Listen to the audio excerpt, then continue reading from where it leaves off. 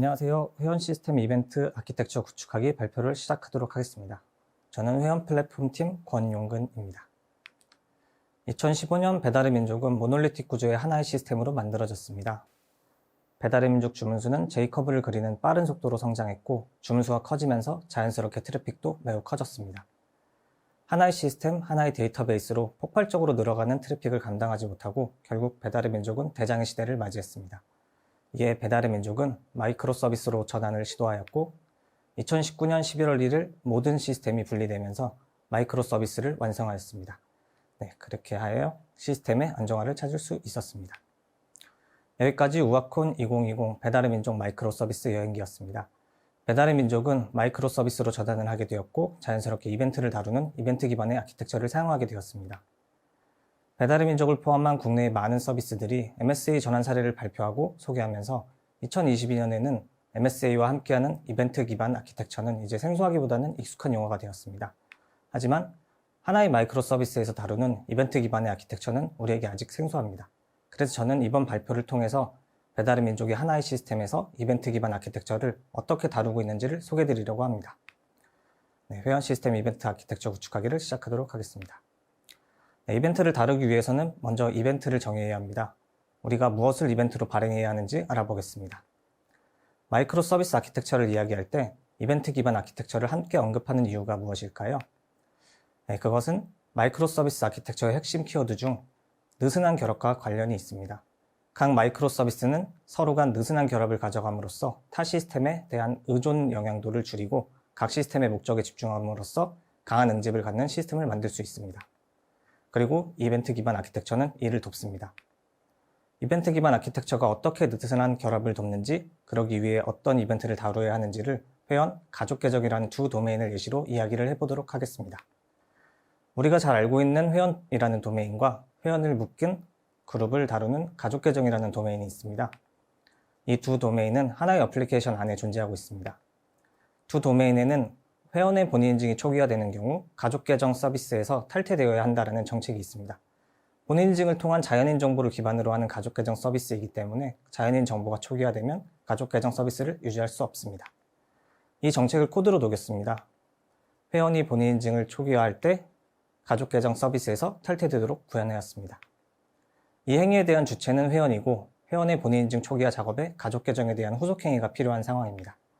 즉, 가족 계정의 탈퇴의 로직이 회원 본인 인증 해제 로직에 깊게 관여되어 두 도메인은 강한 결합을 가지고 있는 것을 알 수 있습니다. 트래픽이 늘어나면서 가족 계정 서비스가 마이크로 서비스로 분리되어야 하는 시기가 왔습니다. 하나의 시스템에 존재하던 두 도메인이 물리적인 분리가 이루어지면서 두 개의 시스템이 되었습니다. 이때 회원 시스템은 더 이상 가족 계정의 코드를 직접 사용할 수 없습니다. 그렇기 때문에 가족 계정 서비스를 원격 클라이언트로 취급하면서 동기적인 HTTP 요청으로 변경을 하게 됩니다. 물리적으로 시스템이 분리되었지만 코드 레벨의 호출이 HTTP 통신으로 변경되었을 뿐 회원의 본인 인증 초기화 작업에 가족 계정에 대한 후속 행위가 필요합니다. 즉, 두 도메인은 여전히 강한 결합을 가지고 있습니다. 물리적인 시스템 분리만으로는 느슨한 결합을 만들 수 없다는 것을 알 수 있습니다. 이제 직접적인 의존을 제거하는 방법으로 비동기 요청을 떠올릴 수 있습니다. 그러나 비동기로 처리된 HTTP 요청은 스레드 레벨의 의존을 제거할 뿐 회원의 본인 인증 초기화 작업에 가족 계정에 대한 후속 행위가 필요하다는 의도는 그대로 남아있게 됩니다. 여전히 강한 결합을 가지고 있습니다. 다른 비동기 방식으로 메시징 시스템을 떠올릴 수 있습니다. 회원 시스템은 가족 계정 탈퇴 메시지를 Q로 전송하고 가족 계정 시스템은 이를 구독하여 탈퇴를 처리합니다. 물리적으로 분리된 시스템에 메시징 시스템까지 사용했기 때문에 두 도메인 간 느슨한 결합을 가져갈 수 있을 거라고 기대하겠지만 메시징 시스템을 사용하는 아키텍처가 항상 느슨한 결합을 보장하지는 않습니다. 회원의 본인 인증 해제가 발생할 때 가족 계정 탈퇴 메시지를 발송하였습니다. 메시지를 발송하는 것으로 물리적인 의존이 제거되었지만 가족 계정의 탈퇴를 기대하는 메시지를 발행했기 때문에 논리적인 의존 관계가 여전히 남아 있습니다. 그러므로 여전히 강한 결합을 가지고 있는 것을 알 수 있습니다. 여기에서 반드시 기억해야 될 것은 메시징 시스템을 사용하는 것이 우리가 기대하는 이벤트 기반 아키텍처를 다루는 것이 아니고 발행한 메시지가 대상 도메인에게 기대하는 목적을 닿는다면 이것은 비동기 요청일 뿐 우리가 다루고자 하는 이벤트가 아닙니다. 이제 가족 계정 탈퇴 이벤트가 아닌 본인 인증 해제 이벤트를 발송합니다. 가족 계정 시스템은 회원 시스템의 이벤트를 구독하여 가족 계정 시스템의 비즈니스를 구현합니다. 회원은 본인인증 해제가 발생했을 때 본인인증 해제 이벤트를 발생시켰을 뿐 가족계정 비즈니스에 관여하지 않았습니다. 가족계정 시스템은 본인인증 해제 이벤트를 구독하여 서비스 탈퇴라는 가족계정의 비즈니스를 성공적으로 처리하였습니다. 이로써 두 시스템 간의 결합이 느슨해졌습니다. 모놀리틱한 구조에서부터 물리적인 시스템 분리, 그리고 비동기 HTTP 통신, 메시징 시스템까지 살펴보며 의존관계의 흐름을 살펴보았습니다. 메시징 시스템을 사용해 물리적인 의존을 제거할 수 있었지만 메시지가 담는 의도에 따라 전혀 다른 결과를 얻는다는 것도 알 수 있었습니다. 자, 이제 느슨한 결합을 돕는 이벤트 기반 아키텍처를 만들기 위해서 어떤 이벤트를 발행해야 할지 아시겠나요? 배달의 민족에 메이라는 캐릭터가 있습니다. 메이가 밥을 먹었습니다. 이때 발행해야 할 이벤트는 내가 밥을 먹었으니 너는 무엇을 해라 라는 이벤트가 아닌 밥을 먹었다는 이벤트입니다. 우리가 발행해야 할 이벤트는 도메인 이벤트로 달성하려는 목적이 아닌 도메인 이벤트 그 자체입니다. 다음으로 이벤트 발행과 구독을 어떻게 처리했는지 이야기하겠습니다. 멀리서 바라볼 때 이 하나의 마이크로 서비스는 하나의 시스템과 메시징 큐를 가진 단순한 시스템으로 보입니다. 하지만 회원 시스템은 회원 시스템이 가진 문제를 해결하기 위해 세 가지 이벤트 종류와 세 가지 구독자 계층을 정의했습니다. 각 계층과 이벤트가 왜 만들어졌는지, 무엇을 해결해 주는지 살펴보겠습니다. 첫 번째 이벤트인 어플리케이션 이벤트와 이를 구독하는 첫 번째 구독자 계층을 살펴보겠습니다. 회원이라는 하나의 시스템이 있고 그 안에 하나의 어플리케이션이 있습니다. 첫 번째 이벤트로 다룰 이벤트는 이 하나의 어플리케이션 내에서 다루는 이벤트입니다. 메시징 시스템을 사용하기 전 스프링 프레임워크의 어플리케이션 이벤트를 먼저 다루었습니다. 스프링의 어플리케이션 이벤트는 분산 비동기를 다룰 수 있는 이벤트 버스를 제공해서 트랜잭션을 제어할 수 있도록 지원하기 때문에 단일 어플리케이션 내에서 사용하기에 충분히 좋은 장치입니다. 이곳의 이벤트와 구독자를 어플리케이션 이벤트와 첫 번째 구독자 계층이라고 정의를 하였습니다. 단일 어플리케이션 내에서 이벤트를 다루는 이유는 이벤트를 통해 느슨한 결합을 만들어야 하는 일이 외부 세상에만 존재하는 게 아니기 때문입니다. 가장 대표적인 예시로 도메인 행위의 주 관심사와 거리가 먼 메시징 시스템으로 이벤트를 발행하는 것입니다. 이벤트 구독은 발행 시스템에 영향 없이 자유롭게 확장이나 변경이 가능하므로 우리는 도메인에 영향 없이 메시징 시스템에 대한 연결을 쉽게 작성하고 확장하고 변경할 수 있습니다. 회원 시스템은 AWS SNS를 사용하고 있습니다. 첫 번째 구독자 계층에 어플리케이션 이벤트를 메시징 시스템으로 전달하는 구독자가 만들어졌습니다. 자, 이제 두 번째 이벤트인 내부 이벤트와 이를 구독하는 두 번째 구독자 계층을 살펴보겠습니다. 첫 번째 구독자 계층에 메시징 시스템으로 이벤트를 발행하는 구독자가 만들어졌습니다. 이 첫 번째 구독자 계층의 구독자가 발행하는 이벤트가 두 번째로 다루게 될 내부 이벤트입니다. SNS는 SQS와 함께 사용하게 되면서 1대1 구독이 가능해지고 메시지 유실에 대한 강한 신뢰를 확보할 수 있습니다. 발행된 내부 이벤트는 시스템 내에 이벤트 처리를 담당하는 이벤트 처리기가 구독하게 됩니다. 이 이벤트 처리기가 바로 두 번째 구독자 계층이 됩니다. 첫 번째 구독자 계층이 어플리케이션 내에서 해결해야 하는 비관 심사를 처리했다면 내부 이벤트를 구독하는 두 번째 구독자 계층은 이외의 모든 도메인 내 비관 심사를 처리합니다. 도메인 행위가 수행될 때 함께 수행돼야 하는 정책들이 있을 수 있습니다. 이러한 부가 정책들, 즉 비관 심사들이 도메인의 주 행위에 대한 응집을 방해하게 됩니다. 도메인 내의 비관 심사 분리의 예시로 로그인 프로세스를 살펴보겠습니다.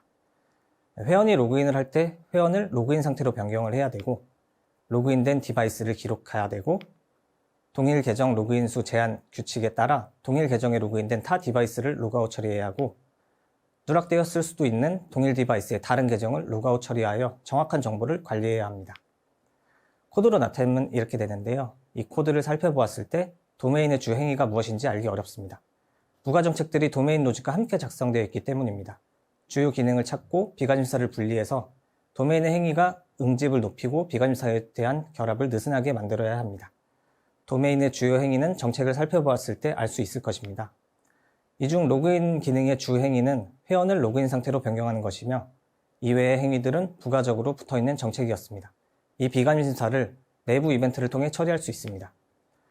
로그인이라는 도메인 행위에 의해 로그인 내부 이벤트가 발행될 것입니다. 우리는 SNS, SQS 메시징 시스템을 통해 하나의 이벤트를 여러 구독으로 나누어 처리할 수 있습니다. 동일 계정 로그인된 타 디바이스 로그아웃 처리, 디바이스 로그인 기록, 동일 디바이스의 다른 계정 로그아웃. 세 가지 비관심사 작업은 각각의 정책으로 발생된 작업이므로 서로 간의 의존이 없음 또한 알 수 있습니다. 각각의 정책이지만 구현이 서로 간 영향을 받게 되어 있다면 적절한 분리가 필요할 것입니다. 두 번째 구독자 계층에 분리된 비관 심사는 각 구현이 되어 강한 응집과 높은 재사용성을 확보할 수 있습니다. 이렇게 도메인 내 비관 심사를 분리함으로써 도메인의 행위를 응집을 높이고 비관 심사에 대한 결합을 느슨하게 만들 수 있습니다. 아직 어플리케이션 이벤트와 내부 이벤트의 구분이 헷갈립니다. 비관 심사 처리는 어플리케이션 이벤트로도 할 수 있는 것 아닌가 하고 말이죠. 어플리케이션 이벤트를 사용하느냐, 내부 이벤트를 사용하느냐는 트레이드오프의 결과입니다. 어플리케이션 이벤트로 처리할 때는 주요 행위와 트랜잭션 성능을 공유하고 내부 이벤트로 처리할 때는 주요 행위와 트랜잭션과 성능이 분리됩니다. 주요 행위와 강한 정합성을 보장하는 작업이 필요할 때는 어플리케이션 이벤트의 트랜잭션을 활용할 수 있습니다. 주요 행위와 강한 정합성을 보장해야 하는 작업이 아니라면 내부 이벤트를 선택합니다. 저의 경우 대부분 이러한 케이스였습니다. 비관 심사를 분리했기 때문입니다. 비관 심사를 처리하는 비용으로 사용자 혹은 주요 비즈니스와 직결된 어플리케이션에 영향을 주는 방향보다는 분리하는 방향을 선택한 것입니다. 시스템 내 비관 심사를 분리했지만 MSA를 위한 외부 시스템과의 관심사 분리를 위한 외부 이벤트 발행이 필요합니다. 외부 시스템의 이벤트를 전파하는 행위 또한 도메인 내에 존재하던 비관 심사로 볼 수 있습니다. 이 역할은 두 번째 구독자 계층의 SNS 발행을 책임지는 구독자가 담당하도록 만들 수 있습니다. 세 번째 이벤트인 외부 이벤트를 알아보겠습니다. 두 번째 구독자 계층의 또 다른 메시징 시스템으로 이벤트를 발행하는 구독자가 만들어졌습니다. 이때 발행되는 이벤트를 외부 이벤트라고 정의했습니다. 외부 이벤트는 MSA를 구성하는 타 시스템들이 구독하는 이벤트입니다. MSA 내 타 시스템이 세 번째 구독자 계층이 됩니다. 이번에는 내부 이벤트와 외부 이벤트가 왜 분리되어야 하는 것인지 궁금하실 텐데요. 내부 이벤트와 외부 이벤트의 차이를 알아보도록 하겠습니다. 세 번째 구독자 계층이 내부 이벤트를 구독하면 안 되는가 의문을 품을 수 있지만 내부 이벤트와 외부 이벤트를 분리함으로써 내부에는 열린, 외부에는 닫힌 이벤트를 제공할 수 있다는 장점이 있습니다. 먼저 내부 이벤트를 살펴보겠습니다. 내부 이벤트 페이로드에 이름과 나이라는 필드가 있습니다. 미래의 비즈니스가 변경되면서 이 시스템에 더 이상 나이를 다루지 않아도 되게 되었습니다. 그래서 나이를 제거하려고 합니다. 페이로드에 나이를 단순히 제거한다면 이 페이로드를 사용하던 구독자들은 오류를 만나게 될 것입니다. 그렇지만 페이로드를 변경할 수 있습니다. 이 이벤트가 내부 이벤트이기 때문입니다. 내부 이벤트는 발행자와 구독자가 모두 하나의 시스템 안에 있습니다. 하나의 시스템 내의 문제이기 때문에 이벤트의 발행이 구독자에게 미치는 영향을 시스템 내부에서 파악하고 관리할 수 있습니다. 구독자를 수정하여 함께 배포를 취하는 조치도 할 수 있을 것입니다. 그렇다면 외부 이벤트는 어떨까요? 외부 이벤트 발행은 시스템 내부에 있지만 세 번째 구독자 계층은 외부에 있습니다. 페이로드의 데이터를 변경하게 된다면 이 페이로드를 사용하던 구독자들은 똑같이 오류를 만나게 될 것입니다. 하지만 시스템 밖에 존재하는 타 시스템은 관리할 수 없습니다. 페이로드를 변경하기 위해서는 유관부서를 파악하고 조치를 논의하는 등 많은 비용과 수고를 들여야 할 것입니다. 내부 이벤트는 시스템 내에 존재하기 때문에 이벤트 발행과 구독이 구독자에게 미치는 영향을 파악하고 관리할 수 있습니다. 그렇기 때문에 구독자가 필요한 이벤트를 페이로드에 제공하여 이벤트 처리의 효율을 챙길 수 있습니다. 이런 상태를 열려있다 라고 표현했습니다. 외부 이벤트를 구독하는 밖에 존재하는 타 시스템은 관리할 수 없습니다. 그렇기 때문에 페이로드의 변경에 많은 비용이 들어가게 됩니다. 함부로 데이터를 넣었다가는 다시는 제거하지 못할 수도 있고 데이터를 제거하는 데에 영향 범위를 파악하는 비용도 만만치 않을 것입니다. 결국 페이로드는 거의 변경될 수 없습니다. 이러한 상태를 닫혀있다 라고 표현했습니다. 닫혀있는 외부 이벤트를 가장 안전하고 유연한 고정적인 형태로 제공하기 위해 이벤트 일반화가 필요했습니다. 외부 시스템이 이벤트로 수행하려는 행위는 광범위하겠지만 이벤트를 인지하는 과정은 쉽게 일반화할 수 있었습니다. 언제, 누가, 무엇을 하여, 어떤 변화가 일어났는가, 식별자와 행위, 속성, 이벤트 시간이 있다면 어떠한 시스템에서도 필요한 이벤트를 인지할 수 있음을 알 수 있습니다. 이벤트를 인지하는 것 이상으로 목적을 달성하기 위해 데이터가 더 필요할 수 있습니다. 그렇지만 이벤트는 구독자의 행위를 기대하지 않아야 느슨한 결합을 가져갈 수 있으므로 페이로드의 특정 구독자를 위한 데이터를 추가할 수는 없습니다. 이 문제를 해결하기 위해 제로 페이로드라는 방식을 선택했습니다. J-페이로드라는 방식은 이벤트의 순서에 대한 보장 문제를 해소해주는 방식으로 주로 소개되곤 하지만 페이로드의 외부 시스템에 대한 의존을 제거하여 느슨한 결합을 만들 수 있는 장점 또한 있습니다. 어플리케이션 이벤트를 통해 이벤트 발행에 대한 비관 심사를 제거할 수 있었고 내부 이벤트를 통해 내부의 비관 심사를 효율적으로 분리할 수 있었으며 외부 이벤트를 통해 외부 시스템과의 의존 없는 이벤트를 발행하게 되었습니다. 이렇게 회원 시스템의 이벤트 기반 아키텍처가 구축되었습니다. 하지만 이벤트 계층을 분리하고 메시징 시스템을 통해 안정적인 이벤트를 처리할 수 있게 되었지만 여전히 문제점들이 존재하고 있었습니다. 이를 해결하기 위해 이벤트 저장소를 구축해야 했습니다. 이벤트 저장소 구축을 왜 해야 했을지, 어떻게 구축하였는지 알아보겠습니다. SNS SQS 구간은 매우 높은 신뢰성 정책을 제공하고 있고, SQS 역시 높은 신뢰성과 데드렉트 큐라는 전략으로 내부 이벤트 처리를 하고 외부 이벤트까지 전달하는 데 이상이 없어 보입니다. 문제는 바로 내부 이벤트 발행에 있습니다. 내부 이벤트를 발행하는 구간은 HTTP 통신을 사용하기 때문에 이벤트를 발행하는 과정에 얼마든지 문제가 발생할 수 있었습니다. 스프링 어플리케이션 이벤트의 기능으로 도메인 행위와 구독자를 트랜잭션으로 묶어 이벤트의 발행에 실패하면 도메인 행위도 실패하게 만들 수 있지만 메시징 시스템의 장애가 시스템 전체의 장애로 번질 수 있는 위험이 있습니다. 트랜잭션 처리를 하지 않는다면 HTTP 요청이 실패하면 이벤트가 유실되면서 도메인 행위는 수행되었는데 이벤트는 발행되지 않는 불일치 상태가 발생할 수 있습니다. 이 문제를 해결하기 위해 이벤트 저장소가 필요했습니다. 이벤트 저장소에 이벤트를 언제 어떻게 저장해야 할지를 먼저 고민했습니다. 도메인 행위와 이벤트 처리를 별도 트랜잭션으로 사용하게 되면서 이벤트 발행에 대한 보장이 없는 상태입니다. 어딘가에서는 도메인 행위와 이벤트를 트랜잭션으로 묶어 보장이 필요하지만 메시징 시스템의 장애가 시스템의 전체의 장애로 번질 수 있는 위험이 있습니다. 그래서 이 보장을 이벤트 저장소를 통해 만족시켜야 했습니다. SNS 이벤트 발행에 실패하여도 도메인의 행위가 성공했다면 이벤트 저장소에 이벤트가 저장될 것이기 때문에 어떻게든 이벤트를 재발행할 수 있을 것입니다. 이벤트를 안전하게 관리하려면 어떤 저장소를 선택해야 될까요? 이벤트 저장소의 조회 및 쓰기 특성에 알맞는 저장소를 고민한다면 작은 단위로 저장이 되고 고속 처리되어야 하기 때문에 RDBMS가 아닌 다른 데이터베이스를 선택해야 한다고 생각할 수 있습니다. 그런데 일단 이벤트 저장소 데이터의 특성을 고려하기 전에 가장 먼저 확인해야 할 게 있습니다. 도메인 행위와 이벤트 간 신뢰성 확보를 위해서는 필수적으로 필요한 것이 바로 트랜잭션입니다. 현재 사용하고 있는 도메인 저장소와 트랜잭션을 묶을 수 있는 저장소인지를 확인해야 합니다. 결국 다종 데이터베이스에 분산 트랜잭션을 구현해야 하는데요. 일반적인 상황에서는 분산 트랜잭션을 처리할 수 있을 것 같지만 실제 다종 데이터베이스에 분산 트랜잭션을 구현하는 것은 굉장히 어려운 일입니다. 최소한의 수준으로만 다종 데이터베이스에 트랜잭션을 지원하던 스프링 프레임워크의 체인드 트랜잭션 매니저는 최근 완벽한 트랜잭션을 제공할 수 없는 클래스가 오해를 줄 수 있으며 또 명확한 대안을 줄 수 없기 때문에 클래스를 디프리케이트 시키기도 했습니다. 다종 데이터베이스의 분산 트랜잭션 구현이 이만큼 어렵다는 것이겠죠. 사실상 불가능하다고도 생각을 합니다. 그럼 우리가 선택할 수 있는 방법은 두 가지입니다. 낮은 확률로 유실이 발생할 수 있는 다종 데이터베이스 환경을 사용하느냐, 아니면 유실이 발생할 수 없도록 데이터베이스를 공유하느냐입니다. 회원 시스템이 선택한 방식은 후자입니다. 이벤트의 신뢰성이 꽤 중요한 시스템이기 때문에 이벤트 유실을 낮은 확률이라도 허용할 수 없었습니다. 동일 저장소를 통해 데이터베이스를 저장하고 이벤트를 발행함에 안정적인 정합성을 보장하는 방식을 트랜잭셔널 아웃박스 패턴이라고 소개하기도 합니다. 이 패턴의 핵심은 로컬 트랜잭션을 사용해서 데이터베이스를 저장하고 이벤트를 발행함에 정합성을 보장하는 내용입니다. 이벤트 저장소를 사용하기 위한 것이 이벤트 발행에 대한 보장 문제를 해결하기 위함이니 이 구현은 트랜잭셔널 아웃박스 패턴의 또 다른 구현이라고 볼 수도 있습니다. 그럼 이 데이터를 어떤 형태로 저장할지를 알아봐야 합니다. 데이터 형태의 초안은 쉽게 나올 수 있었습니다. 이벤트 일반화 과정을 거치면서 이벤트를 인지하는 데 어떤 데이터가 필요한지 확인하였었습니다.